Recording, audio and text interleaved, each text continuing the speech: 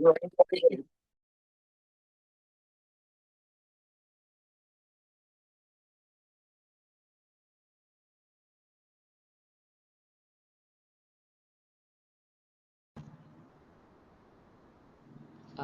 morning. Good morning. Today is June 20th. I think the solstice officially is happening between today and tomorrow. Official day is tomorrow based on the lunar calendar. Longest day of light. Uh, nice to remember. And then, offer. Make an offering with that extra light.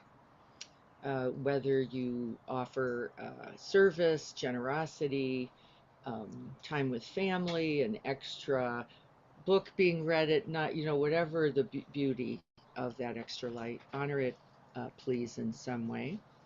It's a good practice, especially as we are then consistent.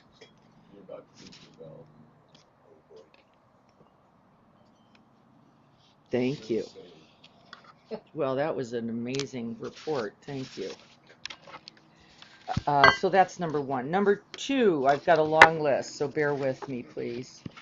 I want to share joy and congratulations with Felicia, who has just completed her 20th, right? Chemo. We're done. We're done. We want to be done. We hope it's done. And we have an orchid for you, Felicia. Can you hold that up, Renee? I'm just going to show that to her. So you just weren't here to get it, but we've got it. So I was planning to come, but I didn't sleep. I'm sorry. There it Oh, is. that's so beautiful. Thank you. Kat. You don't. That is so heartfelt. Thank you so much, everyone. So welcome. I We appreciate it. want to celebrate with you, and celebrations are important, right? The good news. We're I with you. might do a potluck, so I'll let you know, but All thank right. you. Thank you so Well, much. welcome. We'll get that to you because you're not so far away now.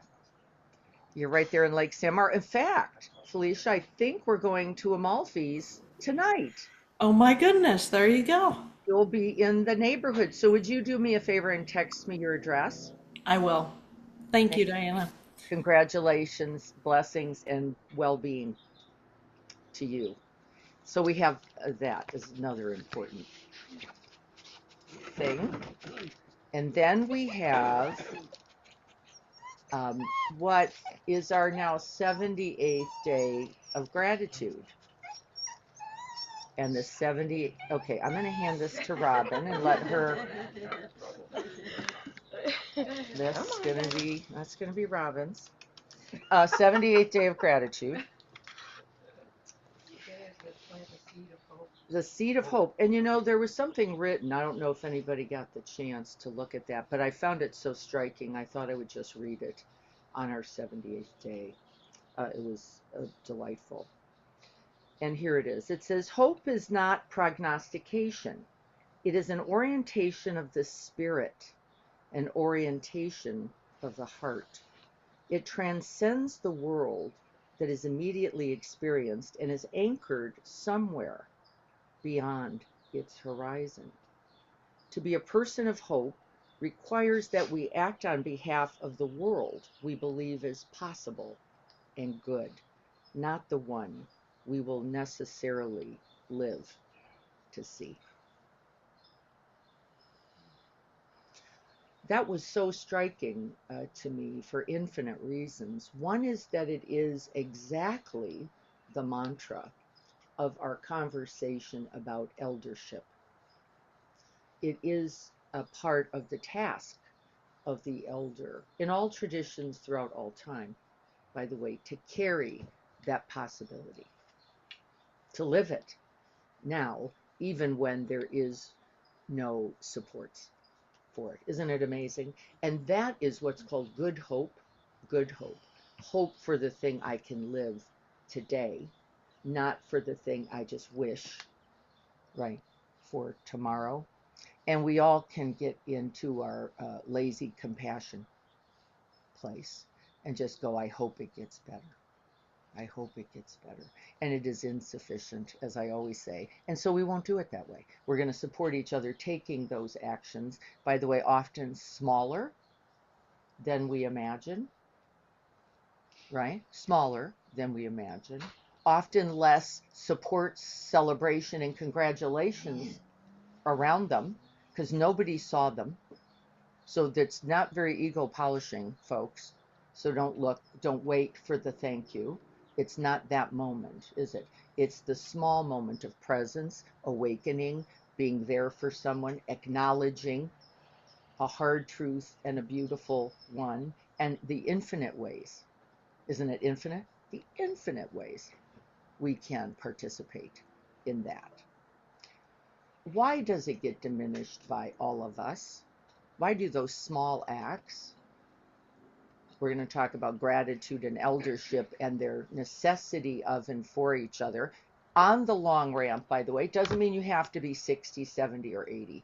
This is not what we mean. Can I get a tissue? Thank you.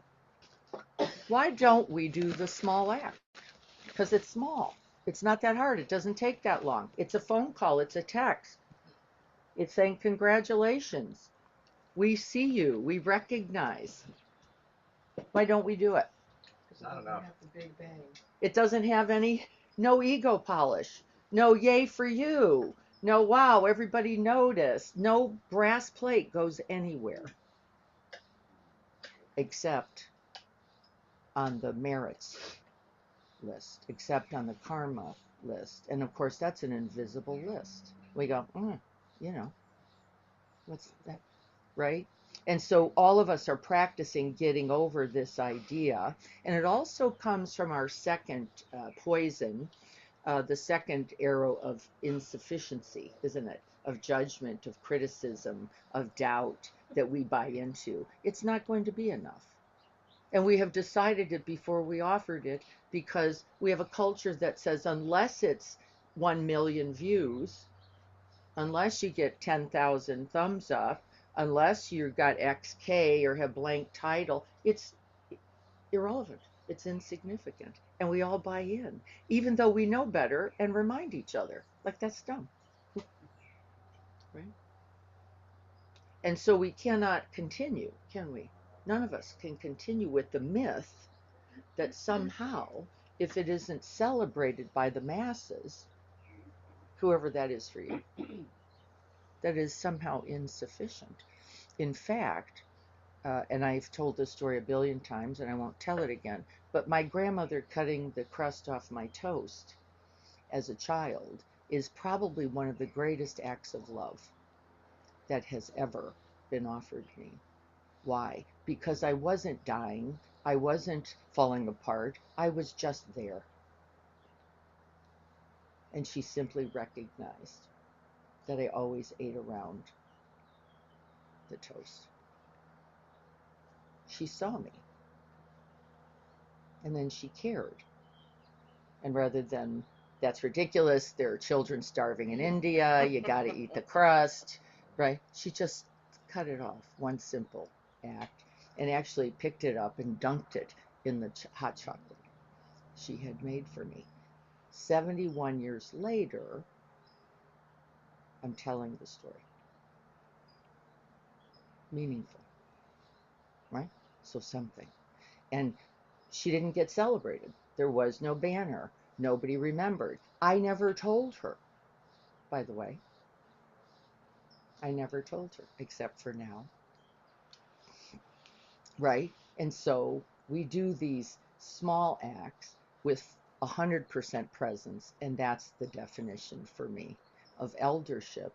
And the requirement of us who are 50, 60, 70, and older now, because we can create the time, because we can. We aren't just trying to pay an electric bill. And even when we are, by the way, there's infinite things that we can still offer. We all get this idea, right? Does that make sense to everyone out there? Well, all the efforts that have been done in this country that were initially on plaques in the various national parks. Yes. A lot of those have disappeared. But the axe haven't disappeared. That's right. The plaques have. Yeah. Eventually, all plaques disappear, don't they? I don't care where they are. I don't care what marble they're in. I don't care what tombstone you have, right? It doesn't matter. It all eventually is going to fall away, but not, Jim said,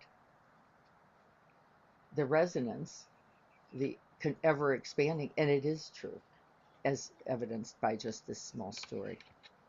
And so there was another story I didn't share, though I shared the Jara Sutta story. We're going to talk about that today and practice with it. There was another story I didn't share, but I just want to tell it. And so this is in a different sutta book, so it wouldn't be one you would easily find. And it's Ananda. Does anybody remember Ananda? Ananda was the cousin and the beloved servant, really, of the Buddha, as is told, and was also, and Brenda might be able to help me with that word, remembered everything. There's a word for that. Uh, and right, everything spoken was remembered. There, yeah, right. It's not eidetic, but and so Ananda knew everything, had recorded mentally everything. It wasn't written yet, and so he is with the Buddha all of the Buddha's teaching years, which was from 40, almost 40 to 80. That's a long time. And the Buddha was the most devoted, understood to be the most devoted disciple.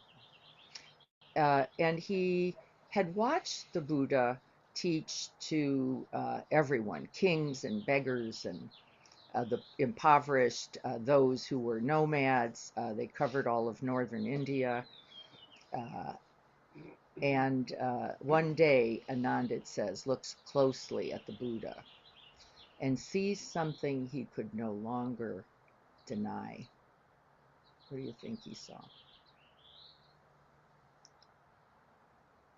He saw something in those 40 years he could no longer deny. He saw the Buddha's aging. I was going to say wrinkle. Yeah. He saw you were exactly right. He saw the aging of the Buddha, and it was unmistakable. The Buddha's body was no longer the vigorous body of his earlier youth. His skin had become loose and wrinkled. His limbs were thin. His back was bent. His senses were not as sharp as they had once been. He could often not hear. Often. Ananda spoke with great honesty and affection to the Buddha. And he says, "Venerable Sir, it is wonderful and marvelous how the Blessed One's skin is no longer pure and bright, how all the limbs are slackened and wrinkled, how the body is stooped, and how there is decline in all the faculties. How marvelous and wonderful." What is he saying? You can hear the tenderness, but you also wonder, has Ananda lost his mind? What's going on here? This was not criticism, it was a loving acknowledgement of a lifetime of achievement. He was honoring the whole life of the Buddha with love and astonishment. It says Ananda is confronting this as a devoted student, child, partner, friend, that there is something in aging to be cherished, even the slackened skin and the faculties that fail. And the Buddha responds.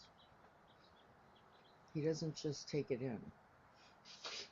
He says this, he does not resist the truth or deny it. He looks lovingly at Ananda. He acknowledges with a bow the reality. He tells Ananda that this is the nature of all embodied life. This is how it is, Ananda. When one is old, one becomes aged. Pretty simple. Such, this is a beautiful line that I will recite myself. Such is the nature of this body. Such is its future. Such is its unavoidable fate. There is no lament. This body arose. This body changes. This body ages. This body dies. There is no mistake. This is important. There is no mistake in this. Now, this is quite simple. He's not saying anything we don't know. So what is so remarkable about it? Firstly, wasn't Ananda also old? Yes, Because he didn't know the he wasn't as old as the Buddha.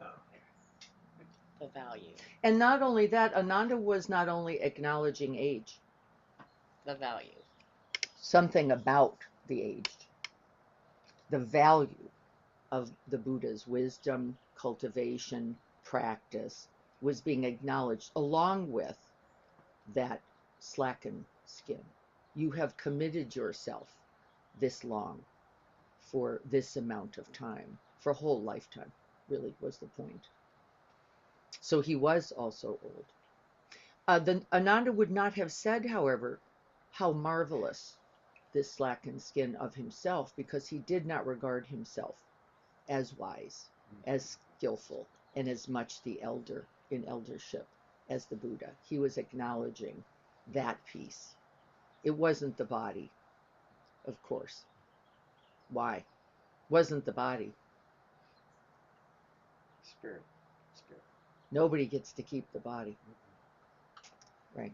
So I thought I'd just tell that story. It's one I like, and I love the simplicity of his response. The body arose, the body changes, the body dies. There is no mistake. There's no problem. It is not the wrong thing. There is no mistake in this.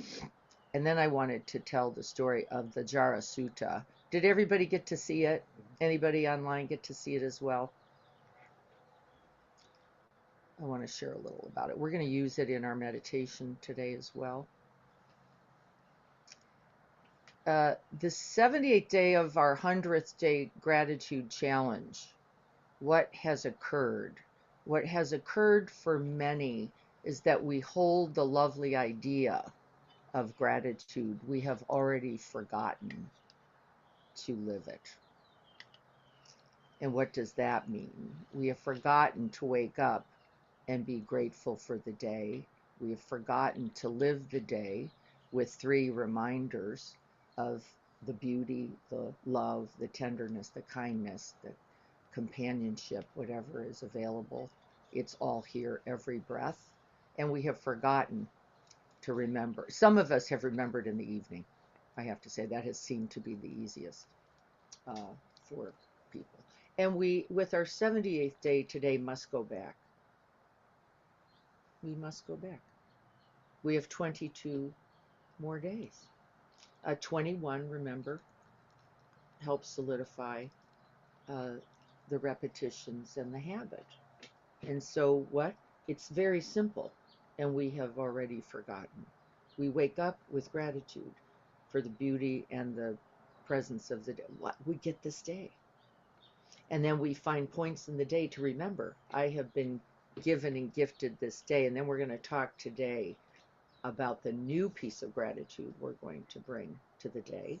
And then we recollect, remember, and reset intention at the end of the day. Workable? Yeah. And we just keep beginning again, don't we? As the poem the other day said, begin again, begin again. We just start over and over and over, and it's all, this is not a mistake, said the Buddha. Also, this too is not a mistake. We just begin again and begin again. And so rather than, again, the criticism will bring a sense of gratitude to the opportunity to begin again. Is everybody committed? 22 days, starting with this one. We can do it. I will remind you, because without reminders, we can't remember. It's okay. It's just a part of the, it's just the truth. Guys, Huh? you're my reminder because I send you it every Yes. single day. Lori, Terry sends me, because I can't get it, and I send it to Dia, and so that's the beginning. Okay. Gratitude and aging. Let's talk about it for a minute. Gratitude and aging. What do we usually do with those two teachings? Gratitude. Now we're talking about aging. We're nodding. We're accepting the realities. It's true. And now I'm saying without gratitude, we cannot age well, and we cannot move into the next phase, which is transcendent of our everyday life, which is the movement towards eldership. And so how might people see that as a possibility? And Carrie, I will need you to watch chat because I can't see it. How does gratitude inform aging? And how is gratitude essential for the path towards eldership? If you're not grateful for what you're presently in, then you will only try to achieve a more youthful Yeah, more. place. More. Yeah, more. That's perfect. You will only try to work for more. Accumulate, acquire, right, grasp Change. more. Yeah. If you are not already with in some kind of acceptance, allowing, presence, and then not only that, seeing it as a benefit, we cannot then use it. Right? You can't use it then towards the good in any other expanded way. Do you get this idea? It's like you don't bring out your crappiest dishes when the guests come. You only put out the good stuff. And that's right. There's a reason for it. We want to look good. We want to feel good. And also we want to honor the guest, by the way, right? It's not just self-serving. We want to be honorable towards the guest. But if we don't value it, our tendency is to withhold, isn't it? And gratitude is a certain acknowledgement of isn't it? The value, the benefit, the good of something. And if we don't feel grateful for our lives and all of our experiences, both and often, from my point of view, the difficult, often, I think more often, more valuable, the difficult, how do we share its wisdom? You couldn't, could you? You'd hide it. You'd tuck it. You'd go, I don't want to tuck it. Because that was hard or painful, and in our culture, we diminish anyone who has a difficulty as somehow broken. You messed it up. We're a dramatically self-blaming culture. Why? Because we buy into the other side, which is you are amazing. If you're a celebrity or a millionaire, or now it's a billionaire, I guess there's Trillion. no trillionaire. Forget it. You're way under, right? That we value to its extreme, and so we also do the other because they come together, and so we blame the victim. We blame those who get ill. You didn't go to the doctor. You didn't see the right guy. You didn't get the right procedure. You didn't. Well, that's your fault. Chris is laughing. Not because he's knowing. You only laugh from that knowing. It's recognition of a life lived. Uh-huh.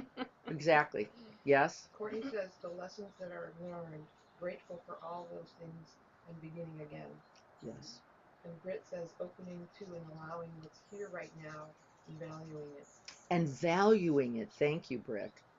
Isn't it true? We have to value the difficulty and our willingness to be with, work with, endure, abide, and then be able, it's not the end. Even when you get through the surgery, folks, that's not the end of it. It's how do I then use those new hips? Really? how do I use them, not only for my self pleasure, not only for the good of me, which I get to do and want to do. So you'll see me at the Y, and right, you will. This is all good news. And but not sufficient. It is not sufficient for the role of elder. It is not sufficient. What else is required?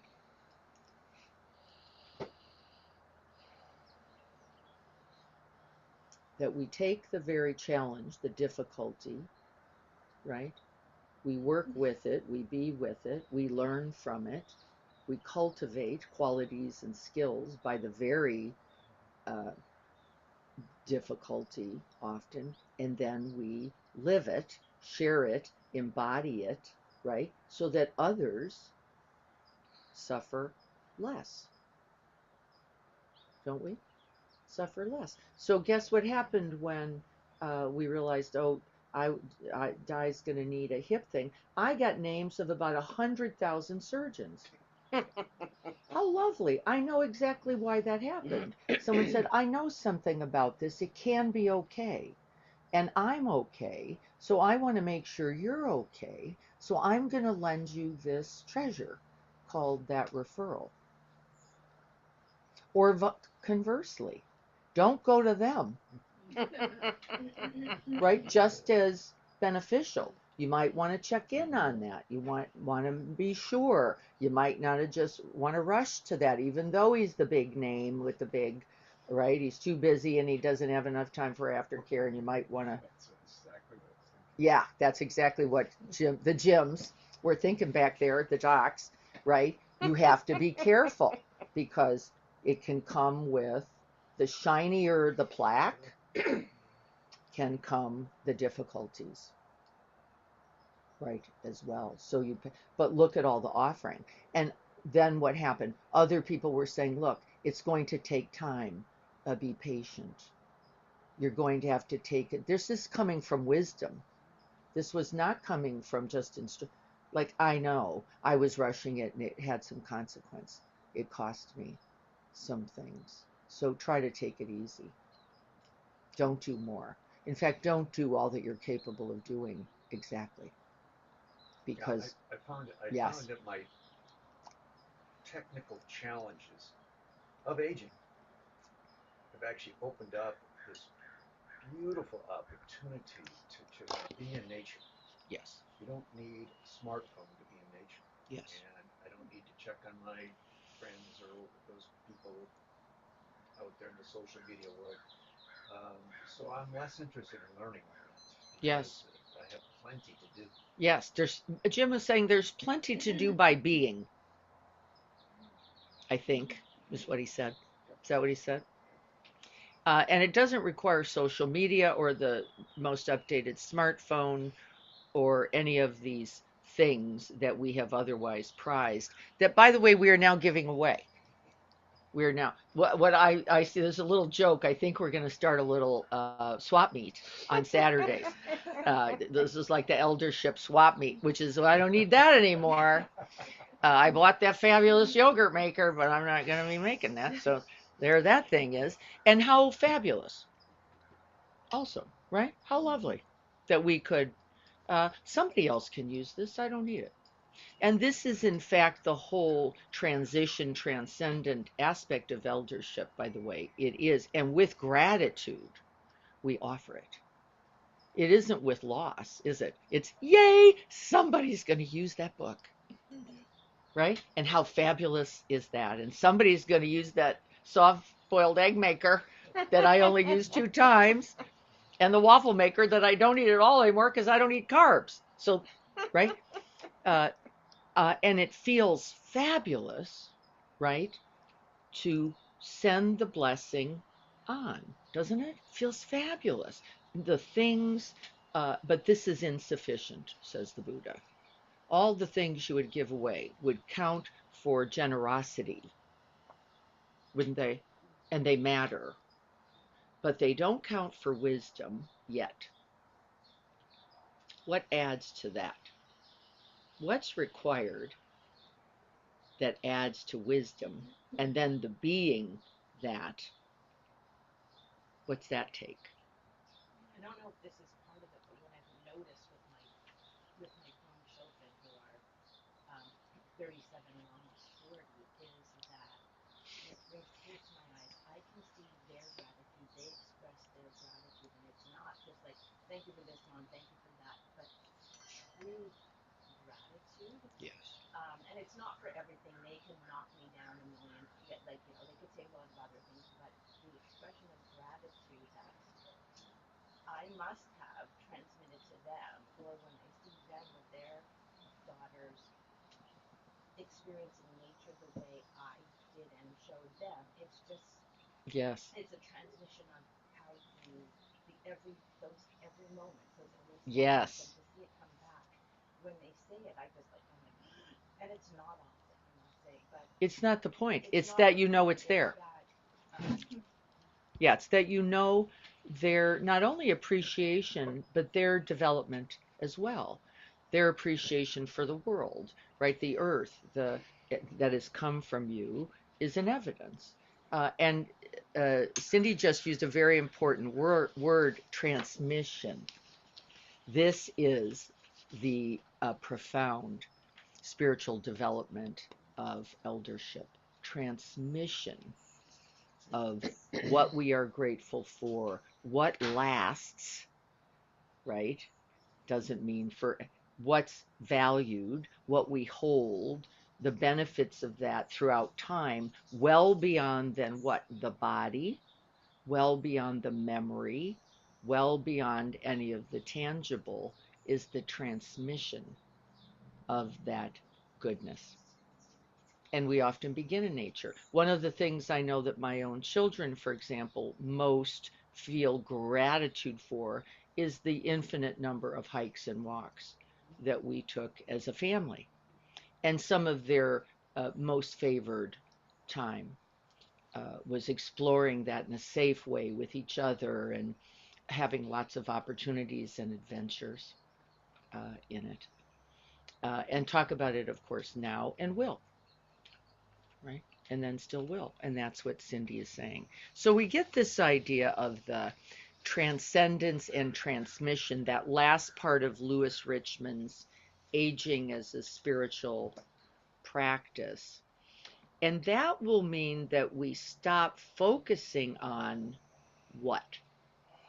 If we're really looking to advance that potential, the wisdom of that, the beauty of that, the value of that, what must we stop doing? Resisting with, what about this? I can't do this. I'm not this. I don't have this, right? Do you know how many conversations I've been in where we're talking about the body the whole time? The whole conversation is what doesn't work, why it doesn't work, who we went to see if we couldn't get it to work, again and again. We've got to be careful, because look what you're focusing on, and look what you'll be stuck with. Look what you'll be stuck with. The failed body, said the Buddha. This is so, this is so. This is not a mistake. It was inevitable. And now you're spending all of your time, right, going, what about this part and what about that part? And now I'm seeing that specialist and I got this thing and now I'm injected over here, and right.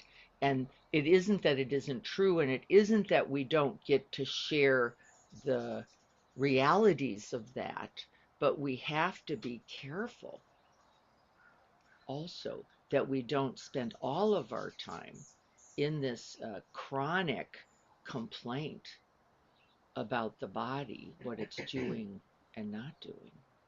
And you can see it happening, can't you?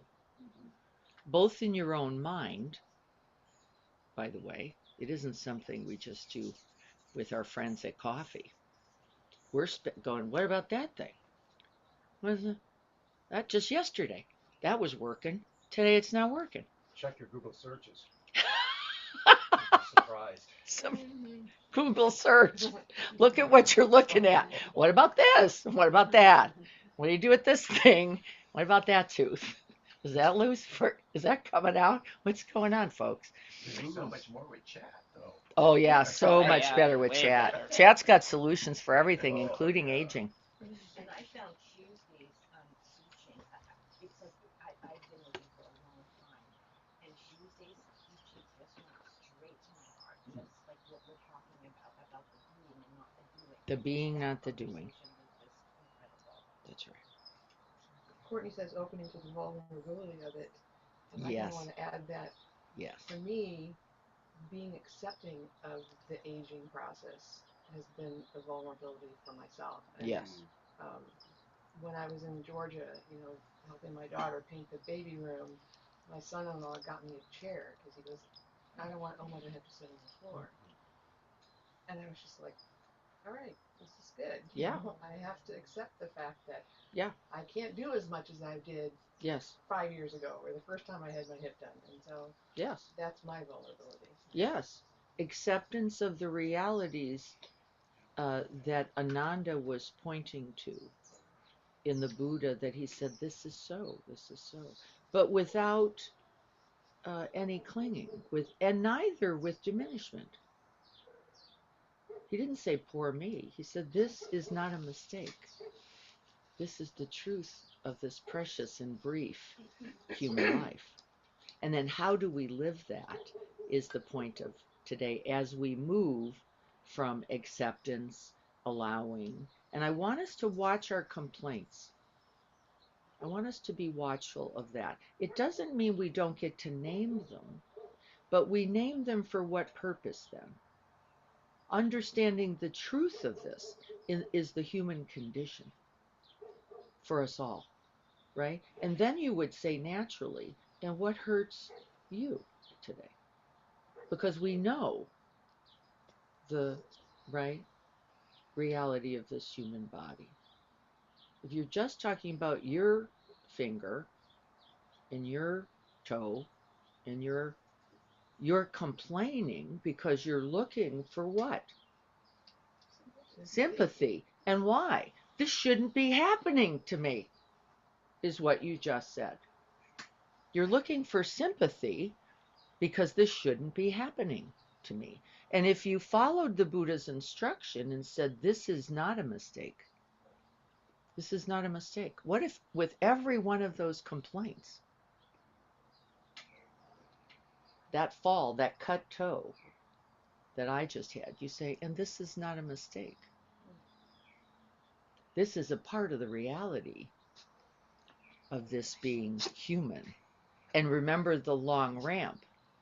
You don't have to be 80 to be there. We are diminishing and growing every day, aren't we? And then this, and then that.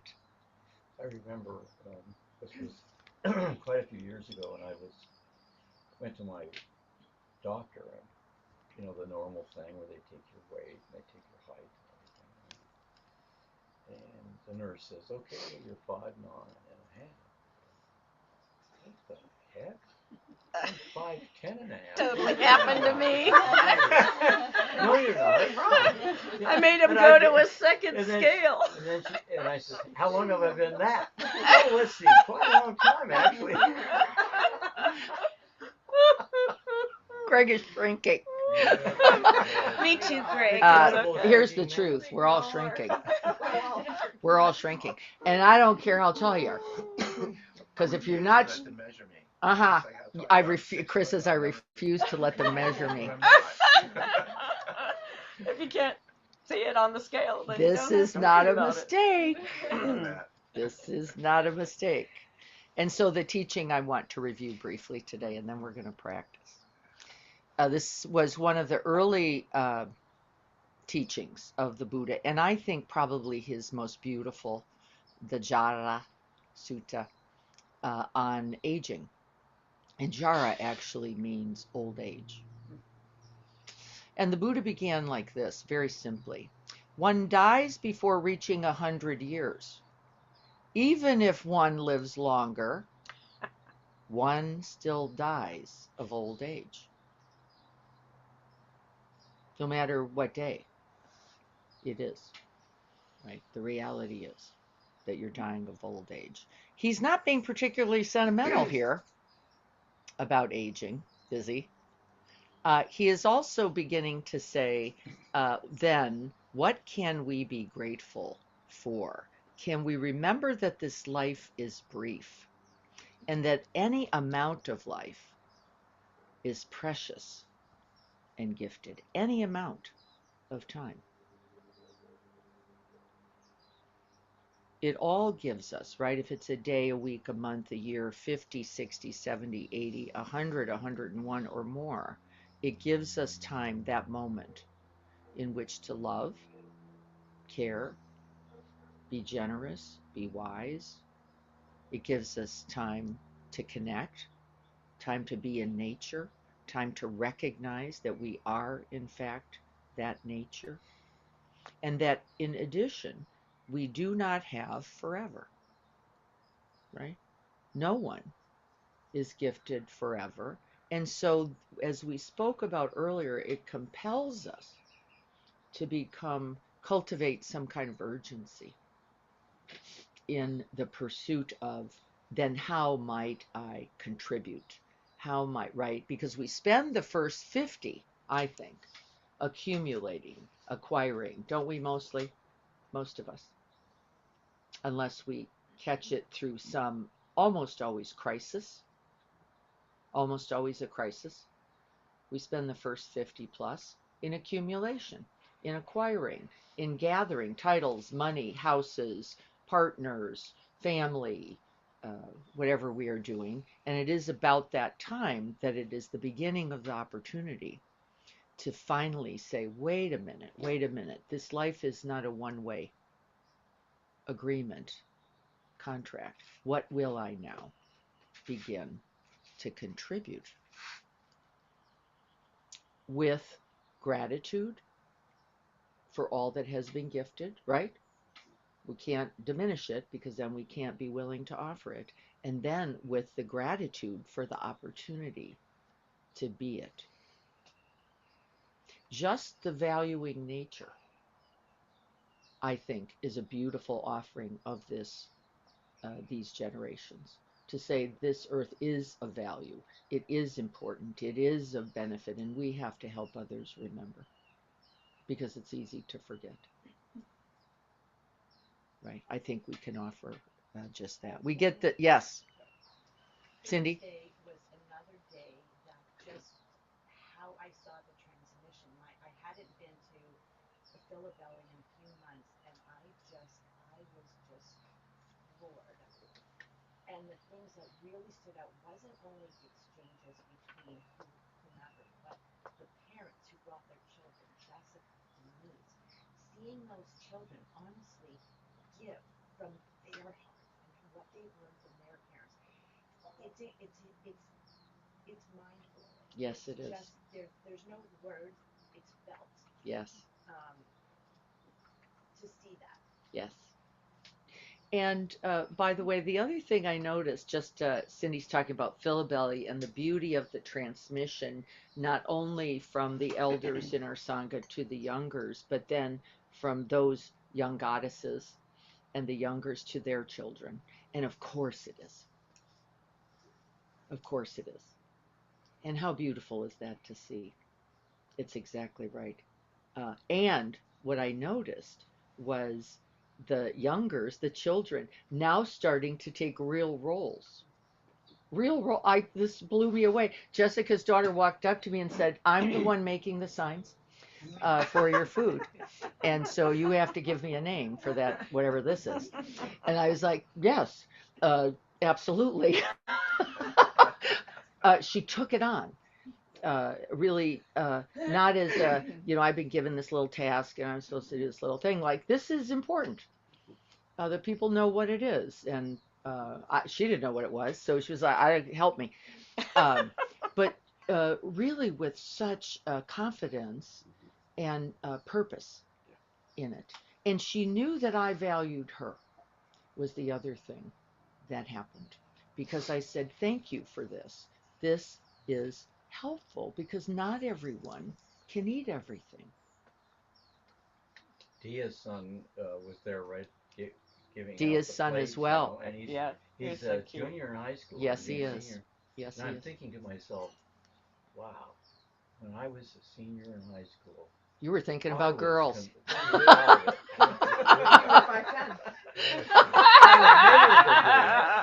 You would never have been doing That's that. right. We're naming Dia's son as well, who is right in the front.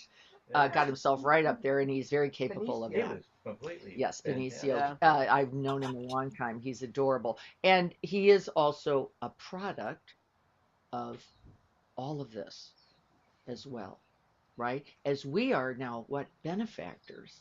Look at the exchange of him.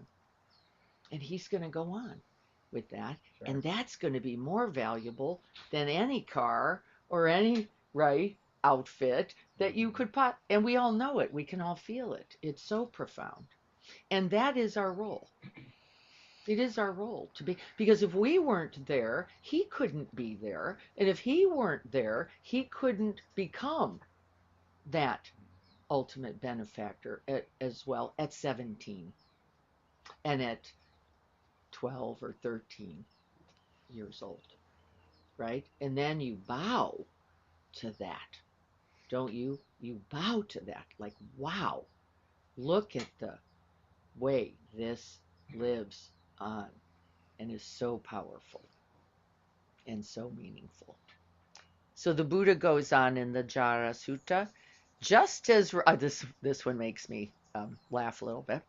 Just as fruit ripens and is always in danger of falling, so mortals, once born, are always in danger of death. Right? It's just a beautiful metaphor. As the fruit ripens, it falls, it dies, and its seeds. This is potent. Its seeds are spread. It was its job all along, wasn't it? It was the job all along. And we forget the whole of it. We get captivated, don't we, often by the fruit. But the Buddha says, no, the fruit, it's by design, is to fall and die, to sprout essential seeds. And that means, of course, qualities. He goes on, everything we treasure is illuminated by impermanence. No, that's not him. That's me. Sorry. That was me. Just as good. Everything we treasure is illuminated by impermanence. Isn't it? If it were forever, it would be disregarded as it's just there. I don't need to. And we do that with the earth, don't we? Our false perception is that it is here forever. And so we can disregard it and happily, easily, too often do so. And then the Buddha says, what cannot be held. People grieve over what they call their own, yet nothing possessed can be kept. People grieve over what they call their own, yet nothing possessed can be kept. We just don't like it. Right? That's just the essential truth. It's just the essential truth. And then we look, I'm going to ask us as we get ready to sit, for maybe what we'll call the hidden gift or gifts of aging. The hidden gift, since the fruit was designed to fall. And there is no mistake in this, right? No mistake. What is its gifts? And in eldership, that's the inquiry. What is the gift then of this? This life, this moment at 50, 60, 70. And how do I offer them? I believe in small moments of presence. Small moments. And receive them. Yes, for sure. and receive them. You are receiving them as you offer them, by the way. By the very offering, you are receiving them because you have been gifted the privilege of the ripe fruit. Not everyone is gifted that. You have been gifted the privilege of the ripe fruit and all that it bears.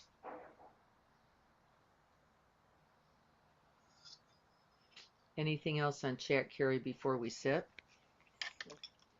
I have to say one quick thing. Mhm. So I went and I thought it was a cherimoya, but they called it something else. It Yes. started with a Z or whatever, so I didn't recognize it. And the guy said, wait until it gets wrinkled and just a little bit older, and it'll be just perfect. And it was just perfect. Perfect. Yes. And so, as I was saying on Tuesday, we've got to be careful about using the body as our identity, like by a lot, because that's guaranteed to ripen and fall. And so then, given its unadulterated reality, it also points to what is precious, doesn't it? By its very impermanence. And what is gifted. You know, I've been thinking a little bit about legacy, Yes. right? We go through our lifetime and we think we want to leave a legacy, Yes. but it's not really at all what we leave. It's what the others pick up. That's right. That's right. It's what we are now. And that becomes a legacy, but without efforting. You know, without the striving for gotta leave the building or gotta leave the. I had a hospice patient who had built a very large thing here in San Diego. And he had two sons, and the two sons came in. He was dying, actively dying. And the two sons came in, and they were so angry. I wasn't sure they could be in the room. And this gentleman was saying, but I tried so hard to leave something for you. And it was a very large thing. And they said, forget it. You weren't there one day. And they walked out. And it kills me because he spent a lifetime building this really big thing and not 1 minute walking with his children in a forest or sitting at the beach or right, and maybe saying nothing. It's not really the point. And I was caught by it because I knew there was going to be no way to fix it. There was going to be no way to fix it. You can't fix a lifetime, right? And I don't want that for any of us. Mistakenly thinking, if only I can leave the garden, or if only I leave the money. Big thing about the money, with the certain, right, then somehow I will have been enough or been worthy. This will not be the point. Cut the crust off of toast instead. I wanted to say that one of my parents, when they were dying with a terminal illness, told me that what they realized was the most important thing and they had done many things in their life, gone many places, known most people, blah, blah, blah. The most important thing was their relationships with people, with their family, quality of that. And I have not forgotten that. And I've tried to slowly, and now as I'm retired, I have more time to make that more of what I think I want to have. But it always surprises me how, when you try to do that with people, how many people just really are not into that. It's really don't value that. They don't spend time on that. They spend more time on what they're going to do and where they've been, and you're trying to talk to them, and you just feel like, gosh, who gets that? You know, and so I'm looking for that with other people, and I find that in this group because we're all striving to value that as much as we can. So it's just, I just really notice it quite Yes, a bit. you do. Every time we can value relationship, connection, presence, the willingness to wake up, the willingness to share one's goodness, we are changing the world. We are. And there's enough of us to do it. There is. And yes, we don't always see evidence for it. I think that is also true. But I know it matters. And then we commit ourselves even more wholeheartedly, don't we? We just say, then all the more I have to be that, which I love. Here's the final lines from the Jara Sutta. Knowing this, all of these truths, the wise live skillfully. They do not sorrow over what cannot be held. They do not sorrow over what cannot be kept, understanding that we're all fruit, right? And that our sweetness, our goodness, we have some interest in sharing it, but that it cannot be kept. And we do not sorrow then, as let me say, through a life well lived. We do not sorrow then in a life well lived, right? Which is all of that. And I happen to see the truth of that, as I saw in my grandparents and those who did their good work of being for, with, caring for others in the earth. Then we do not sorrow in the same way. And, by the way, I notice there is no complaint. You know, that complaint about this thing and that thing. There is no complaint in the dying. It isn't like, how did this happen to me? You understood. This is the path. And we are grateful. Okay, let's get ready to sit.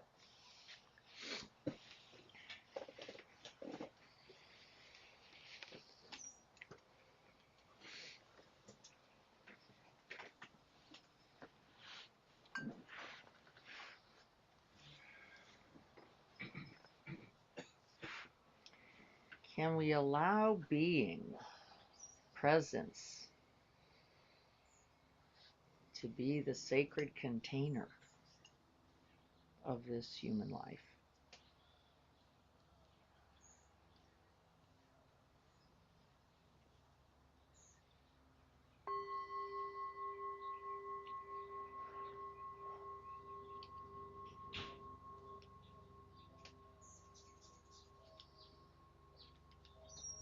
With the strike of the bell, we allow the mind to simply open and expand with its sound. We are not striving for hearing. We are simply opening into this reality of being awake.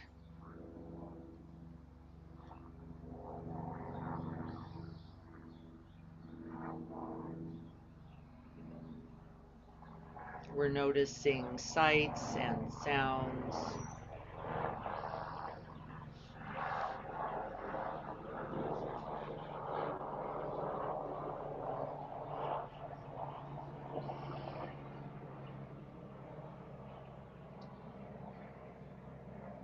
And the aliveness of this body breathing.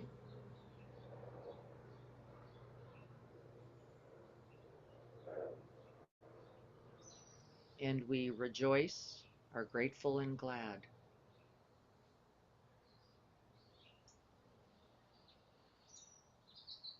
Gifted this precious human life.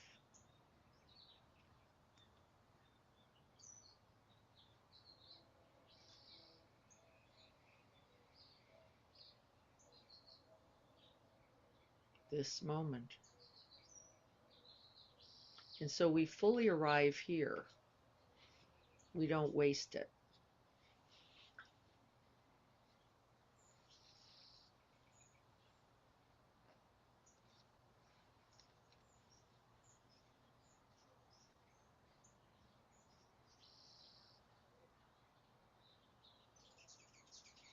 And if we can, remembering that this practice, like this life, requires nothing to be thought and nothing to do. That the sacred dimension of this being human is in this very presence.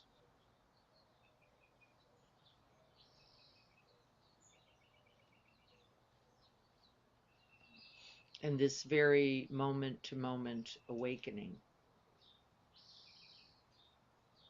And so we rest here.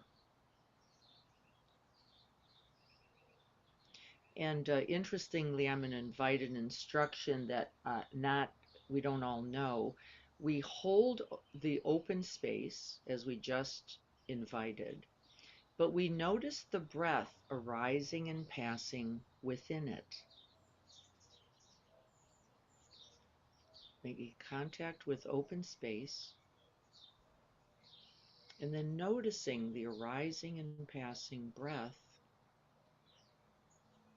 within it.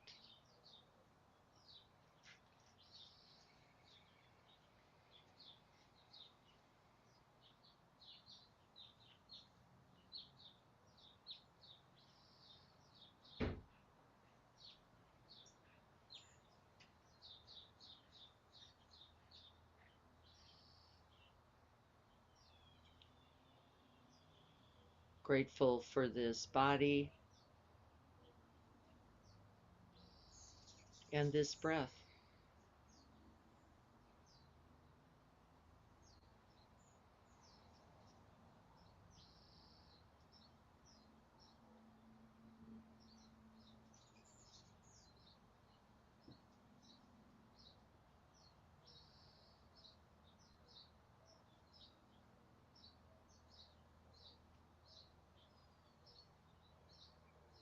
And noticing that the very breath itself is a giving and a receiving.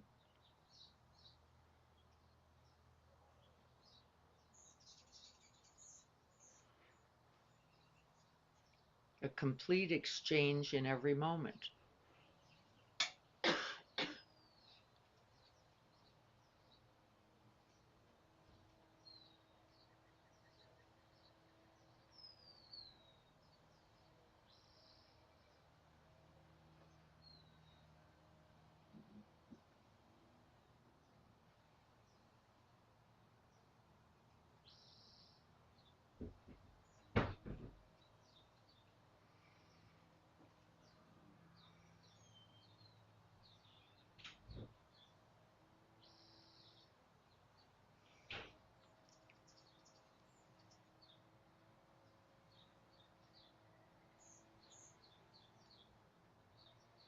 And we don't just rest here to begin. We see if we can rest in the open space. If we can appreciate, be grateful and glad for all that we greet in this one moment. The buzzsaw to the south, the birds chirping in the tree to the north, in this very body.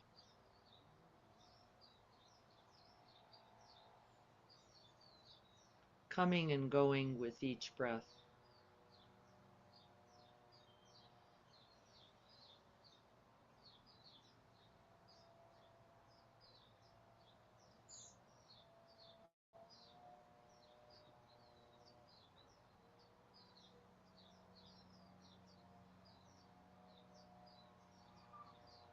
In our earlier years, we are grateful for the pleasant.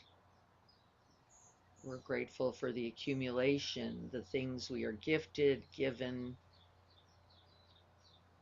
make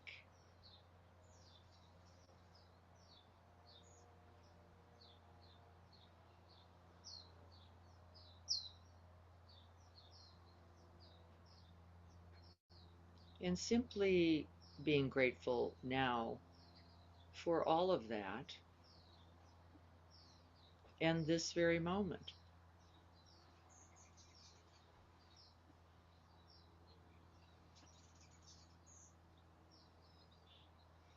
Whatever its goodness, it is also here, now. The books read are within you.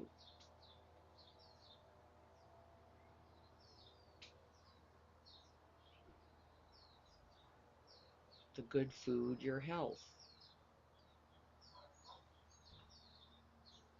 The love you have been gifted is the love you have available now.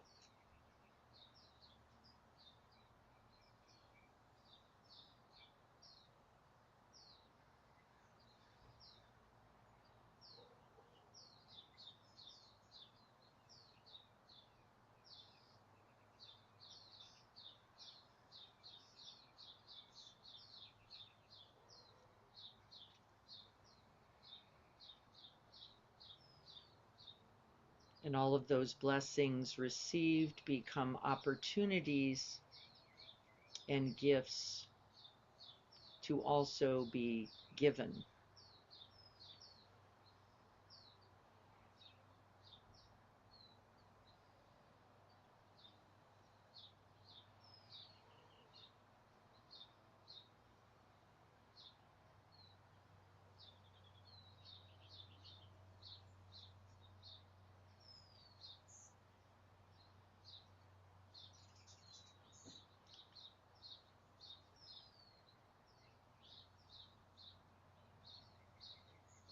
And we can take a moment to reflect on those, the infinite gifts that have been gifted to you, and feel a true joy and gratitude. The care, the love, the mentorship, the teachings,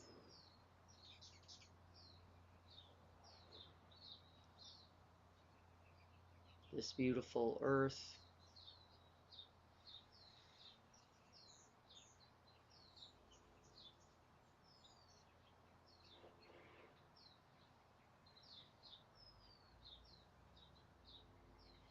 These are the ingredients for your own spiritual path, for your own long ramp. How are you going to choose to use these? To value them, to cultivate them.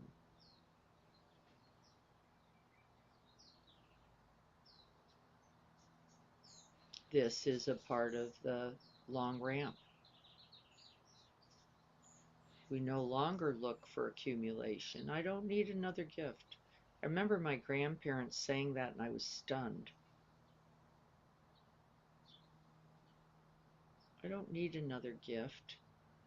I just want time with you.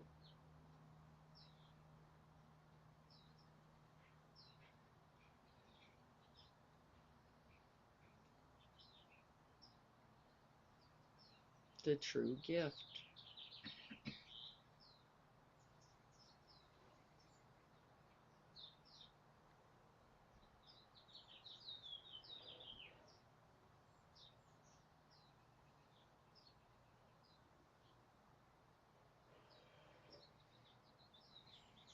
And then we can be grateful for all those gifts received, all the benefits, all the goodness, all the well-being, all the happiness, the health, the connection that we experience now.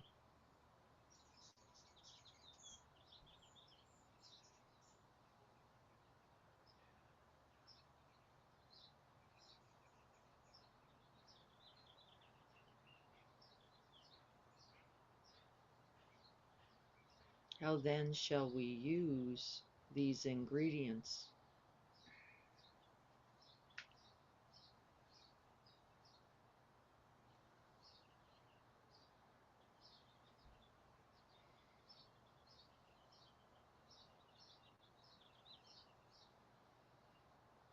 your skill, your wisdom, your love.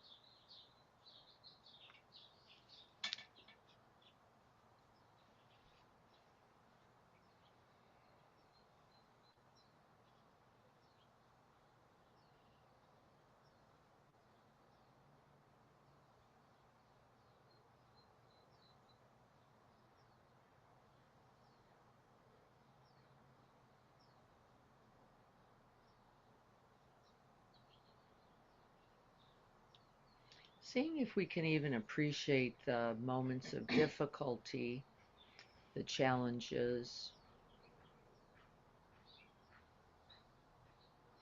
because these too are opportunities for cultivating kindness, care, wisdom, compassion.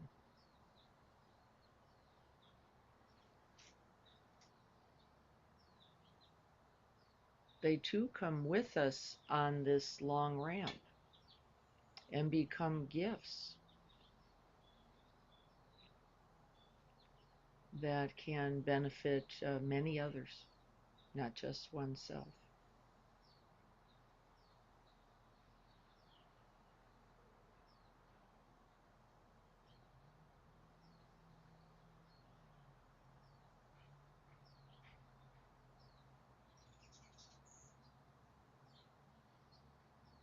And then we hear again the Buddha's words, short is this life.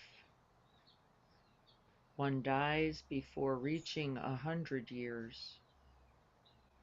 Even if one lives longer, one still dies of old age.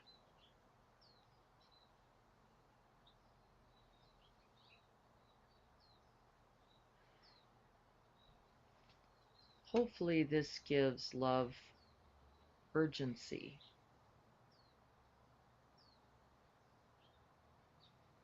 gives meaning to kindness.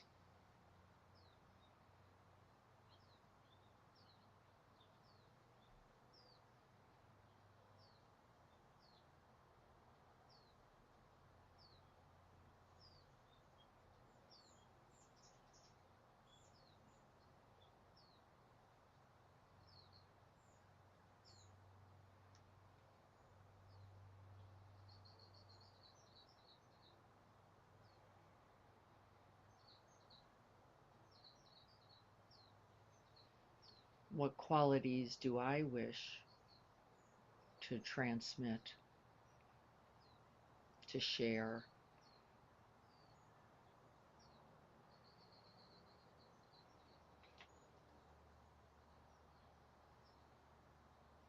To be.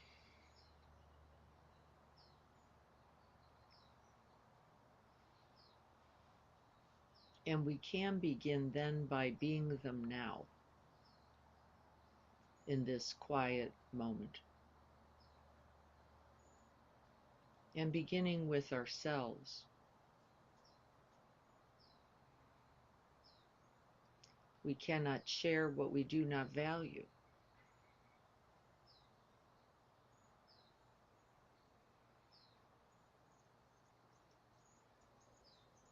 Can we let everything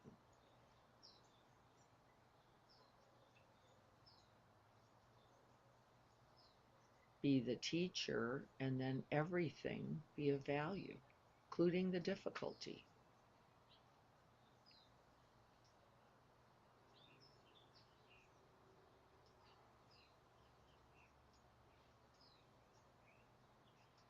And at the minimum, what we will share is compassion for the truth of the hardship, the confusion, the don't know the way yet, don't know what to do with it yet. And we stay steady, we stay open.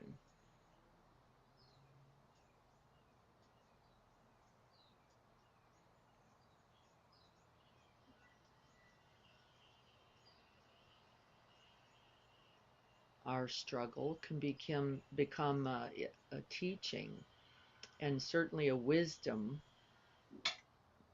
for ourselves and another. But you have to be present to transmit it.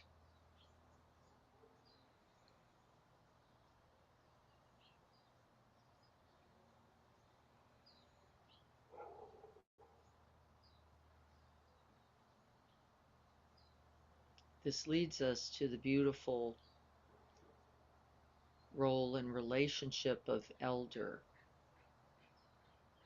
Doesn't matter the age. We are the gift. Our experience becomes wisdom for ourselves and another, cultivating that kindness, that acceptance, that compassion.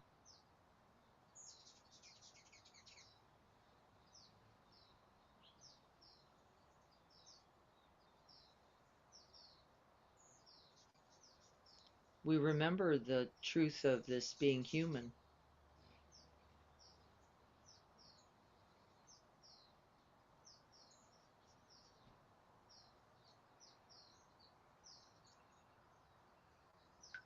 Never separate, not disconnected, always a part of the whole.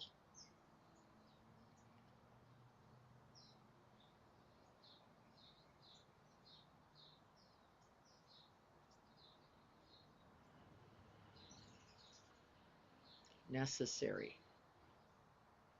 valued. And begin with yourself.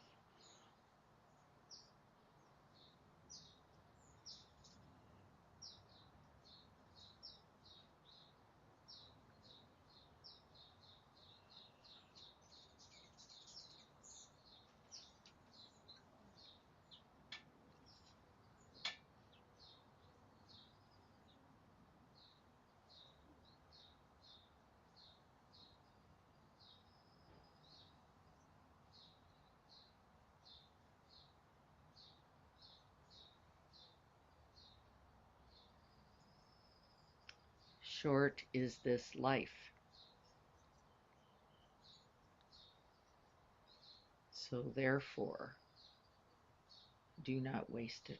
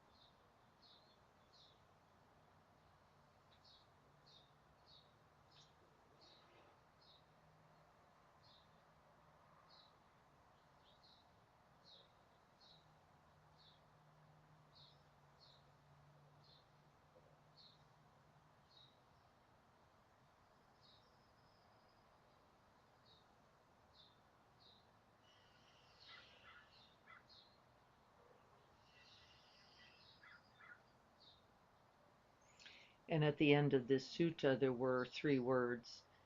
We don't often use them, but they are beautiful. And those words are sadhu, sadhu, sadhu. This is true. This is to be realized. This is the way.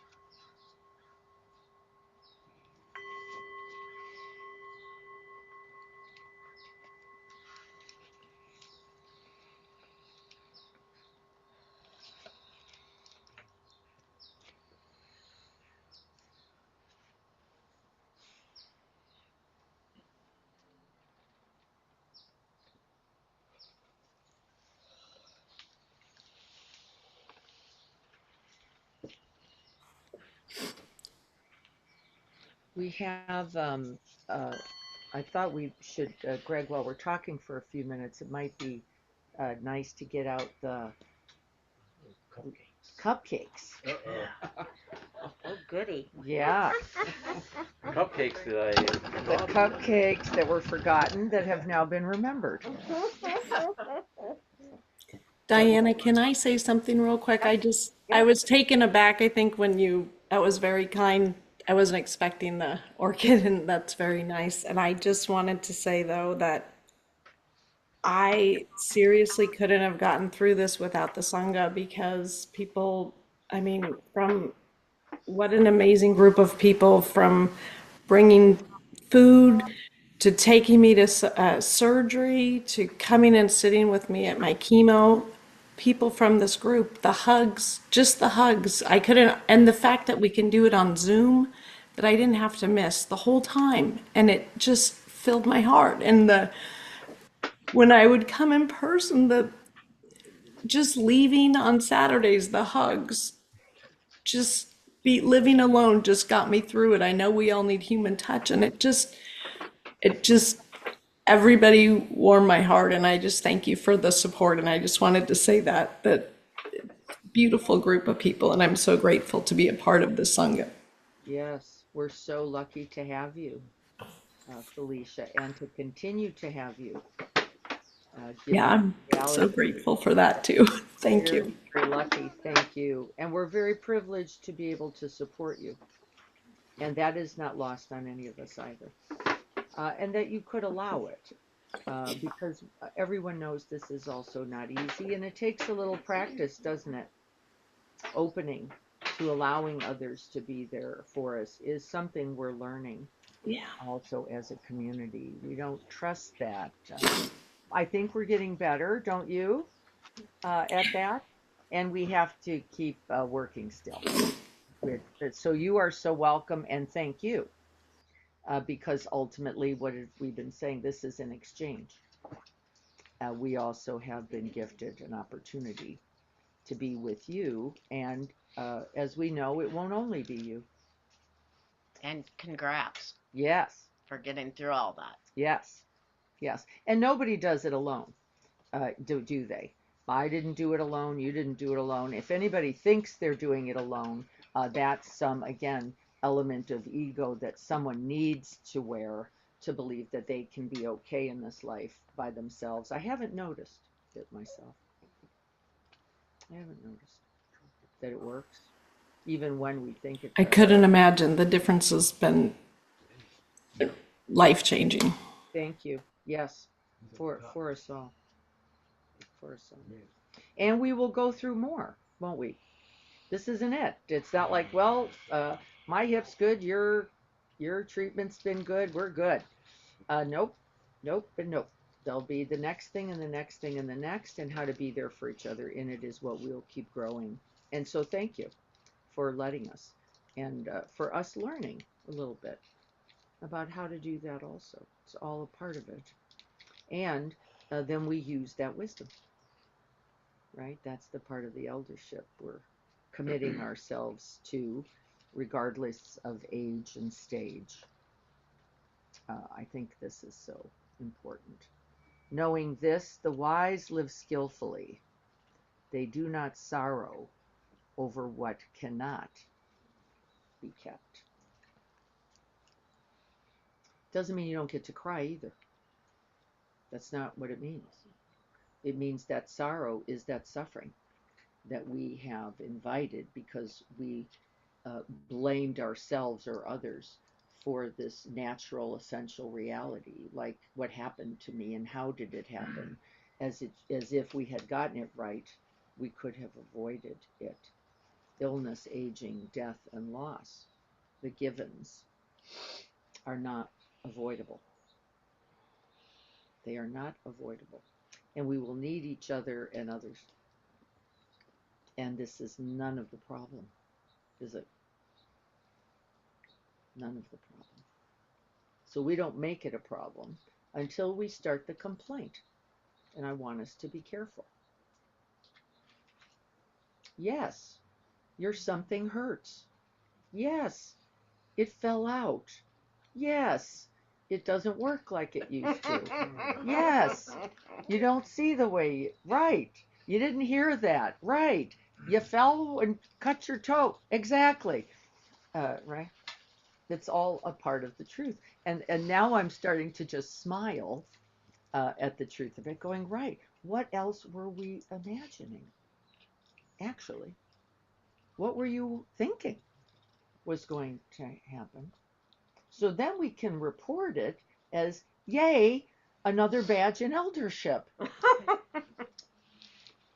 There, yes. And then I lifted my arm and I'm saying this to somebody just yesterday.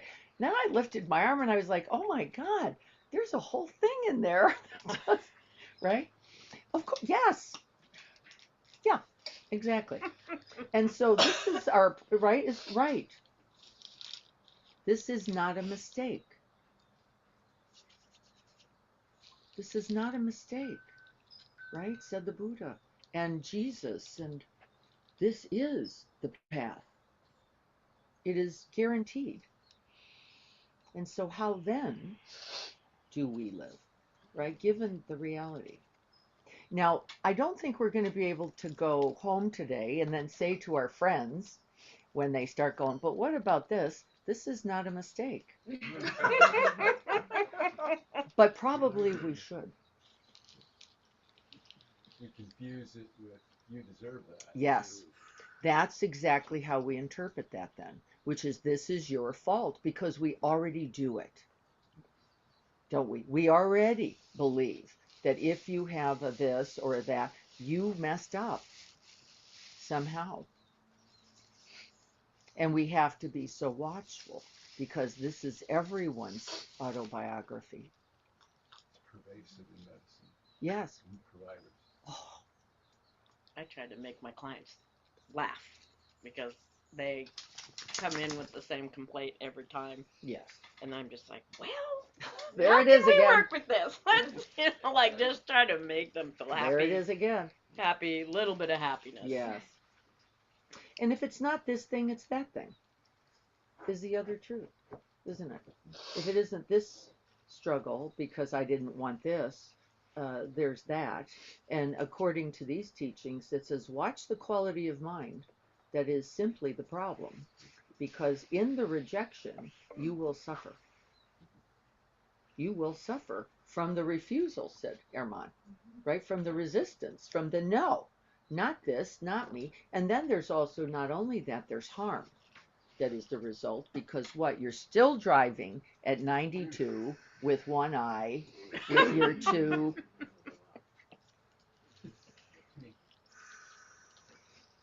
Right? Look at the resistance, the refusal for the truth. And wouldn't it be okay?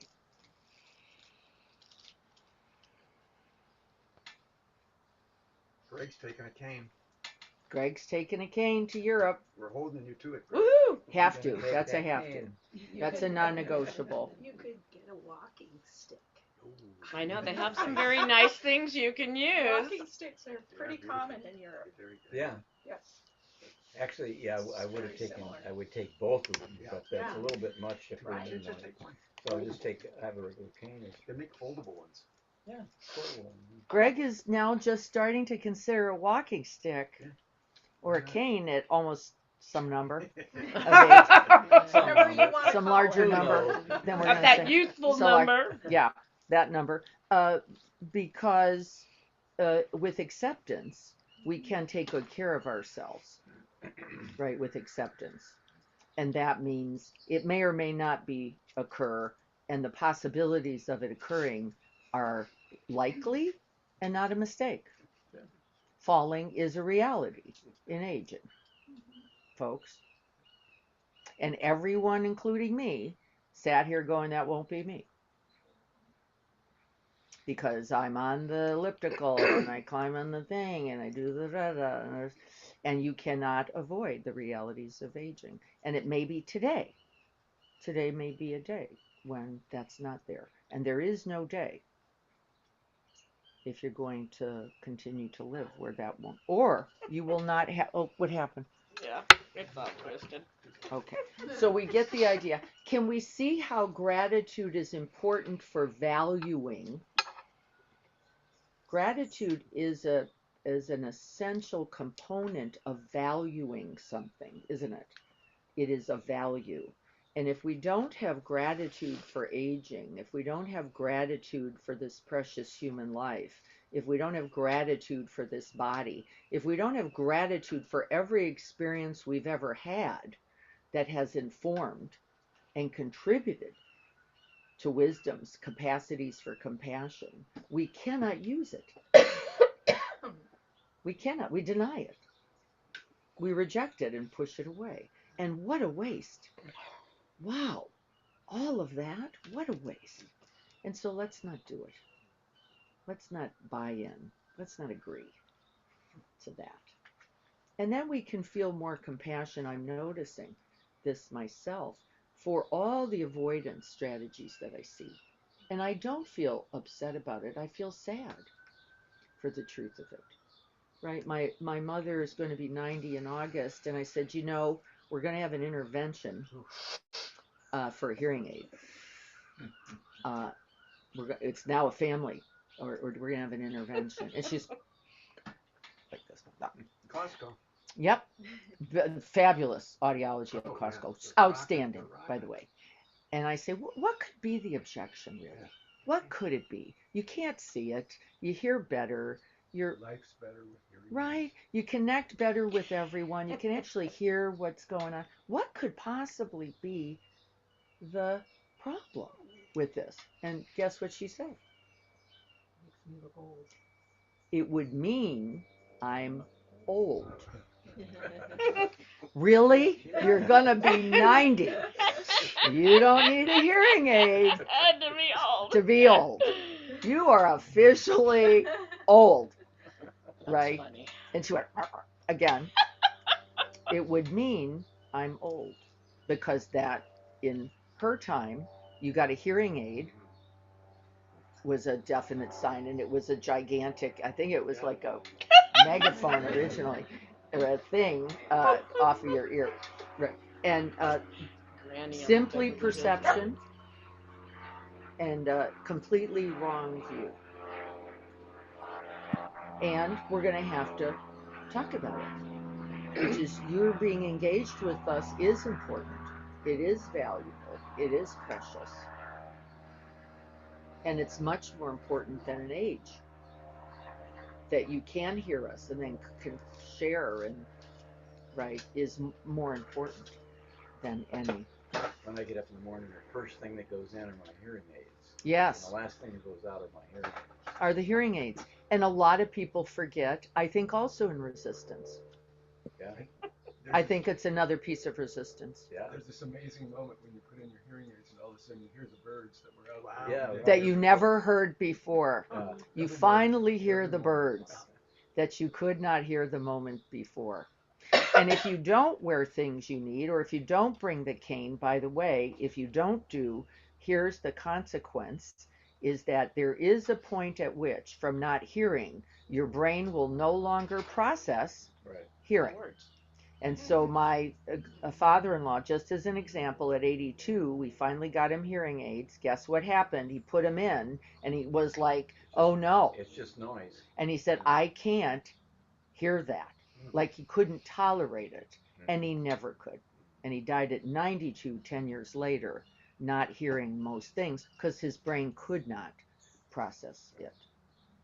And so guess what? Every year is a nice time once you hit a certain age to check on how well am I hearing. And it's okay because hearing is an opportunity for connection. It is not the only way either. And yet, lots of not me, not. But when you say, 22 times, which is the count at lunch, I use data. I tried to use the data. 22 times, Mom. You went, huh? 22 is enough. That qualifies. Now, by the way, it isn't going to change the self-diminishment. And that I also have compassion for.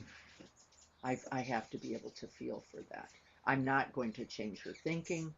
I'm not. She's 90. She's 90. And I'm going to feel for her is that she really has decided to make a hearing aid something about her. And that's unfortunate, isn't it? Because if we're lucky enough, right, we're all going to have a cane, a hearing aid, If we're lucky. if we're lucky enough. And then you hope to get there. What about snacks for Al at Costco? Yes, Takes him to Costco. that's how we're going to do it. Exactly, there's snacks galore. We're taking Elle to Costco. Oh, look, an audiology appointment. Who knew? Tell him we're just getting tires. Yes, we're just getting. Yes, my husband is in the denial department. Make Al go to Hear USA and do their test on the.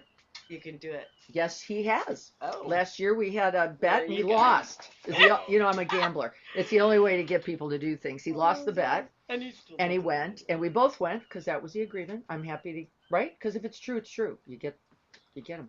And he is 3 somethings from you have to get him. And he's riding those 3 points. He's riding them. Which Well, is, he's in the range of, you probably should get him. yes. Right, yeah. Yes, exactly right. Exactly right. Okay, we are well over. I want to say our prayer quickly and then we'll go. Thank you all for being here with me and each other, gathering our hands, taking a moment, and being your age. Be your age and be all that comes with it. Be the limit, be the beauty, be the wisdom, be the fear, be it all.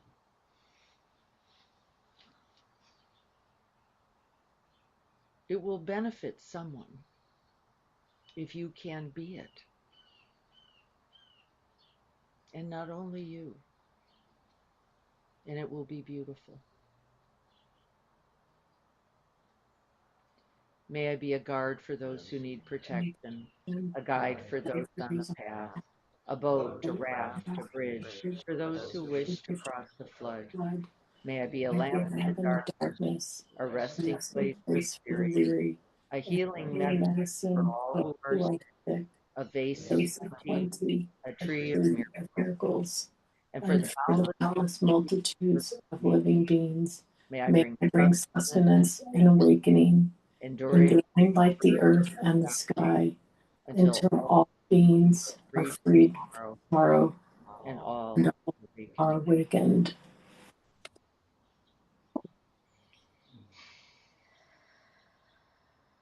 Sadhu, sadhu, sadhu.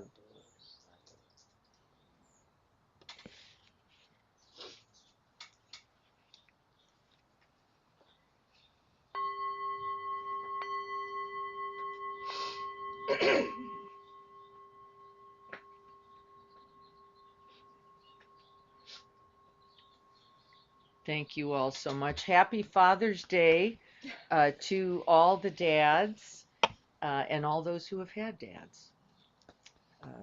It's a special, a beautiful celebration.